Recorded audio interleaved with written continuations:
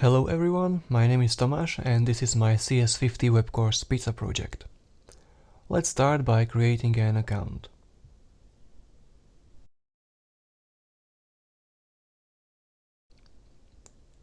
After successful sign-up, we are auto-logged in and redirected to the menu.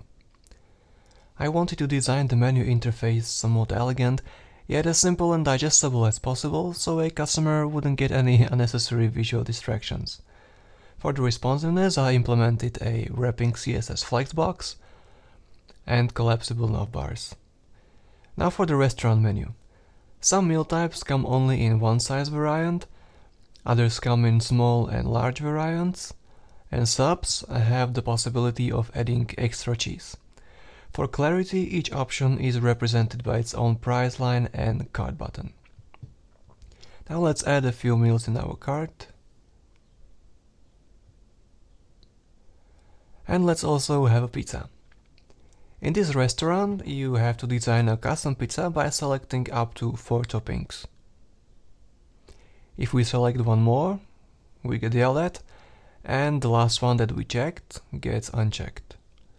By the way, I decided that the special pizza from the assignment is just a pizza with 4 toppings.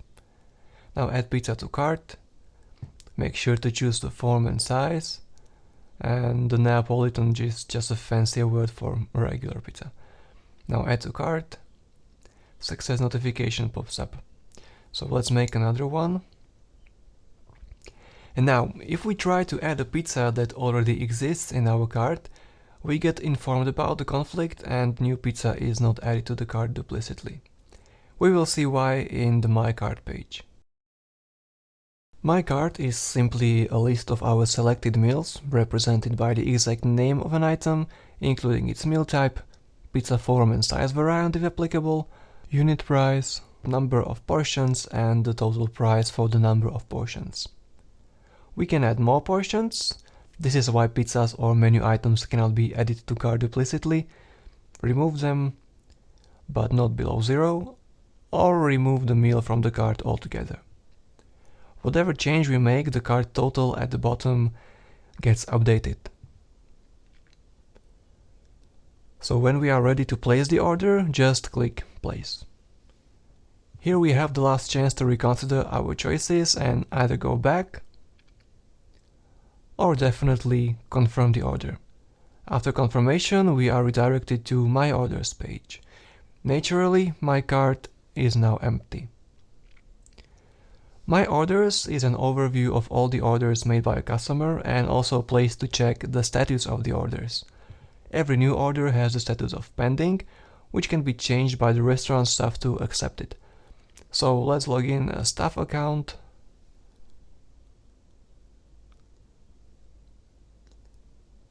Now manage orders. This is where the restaurant staff see every order labeled with the order ID, a customer's username, total price and the indication of the order status. To change the status to accepted, just click the button. If we now take a look at the customer's My Orders page, we can see the status has changed. Now, this I think is all what we need to fulfill the project requirements, but if I imagine this should be a real-world app, there was one particular thing I couldn't digest as a programmer, and that was having the restaurant staff use Django admin. I find it necessary that the app offers a clean and easy way to manipulate the restaurant's menu, and that the menu itself is flexible. So if the restaurant managers want to make even substantial changes to the menu, they can do so directly in our app, without Django admin. This is why I have implemented the, let's call it, management section. First, let's take a look at global prices. Global prices is where you change the prices of extra cheese for subs and the prices of all possible pizza variations. So let's change this to something ridiculous.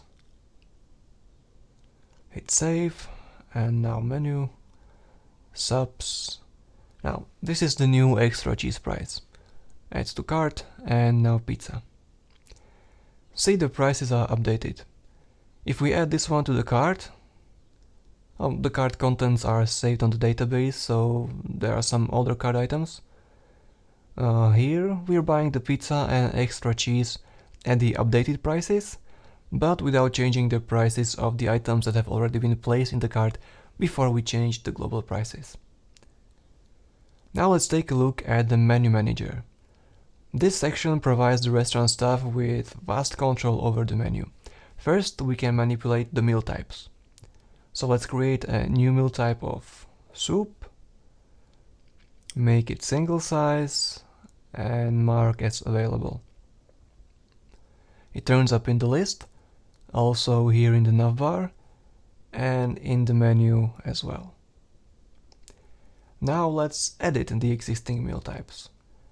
So mark dinner platter as single size, pasta is not available because we've run out of stock, and rename salad. Let's see in the menu. The salad type is renamed, dinner platters now offer only one size variant, and there are no prices set for single size platters, that's why we have the default zeros, and the pasta type is not even accessible. Now let's see how to manipulate the menu items. Let's work with soups, create a new one, chicken, image, set price and availability, and add. Okay, now garlic soup, without an image this time. In that case, a default image is used. Now let's add the carrot soup. And now let's check soups in the menu. Good. And now let's edit the soups. So give them different prices. Now carrot is not available today. Garlic has a picture. And chicken gets renamed.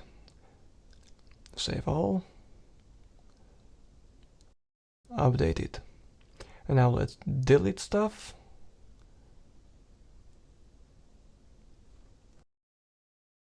It's gone.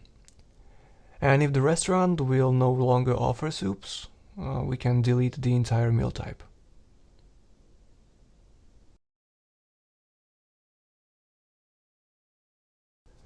For the toppings, the principle is exactly the same, they just don't have picture, price or size variant, and they are not considered a meal type, so they cannot be deleted or made unavailable as a whole, but sure they can be edited one by one.